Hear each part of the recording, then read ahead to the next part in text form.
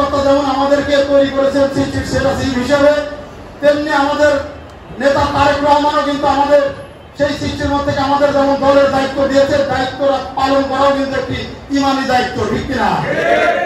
তাহলে এই ইমানি দায়িত্ব আমাদের স্বচ্ছভাবে পালন করা এবং দলের দায়িত্ববোধ, দলের যে নির্দেশনাগুলো এগুলো মানুষের মাঝে পৌঁছে দেওয়া, এটা কিন্তু আমার আপনার সকলেরই দায়িত্ব।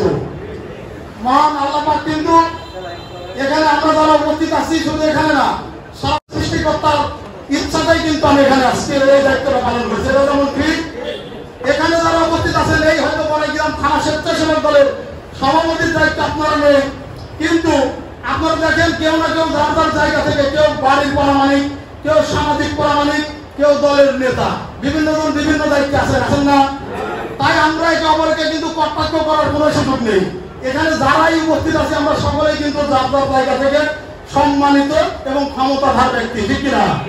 তাই আমি আপনাদের প্রতি উদাত্ত আহ্বান জানাবো, আমাদের বিএনপির ভারপ্রাপ্ত চেয়ারম্যান দেশনায়ক তারেক রহমান আমাদের স্বেচ্ছাসেবক দলগণ যেভাবে পরিচালনা করছেন, সারা দেশ যেভাবে পরিচালনা করছেন, বাংলাদেশের জাতীয়তাবাদী দলকে যেভাবে পরিচালনা করার চেষ্টা করছেন, তার ডাকে সাড়া দিয়ে আমাদের মনে হয় সেই সৃষ্টির সেরা দ্বীপ হিসাবে কাজ করা দরকার, ঠিক কিনা?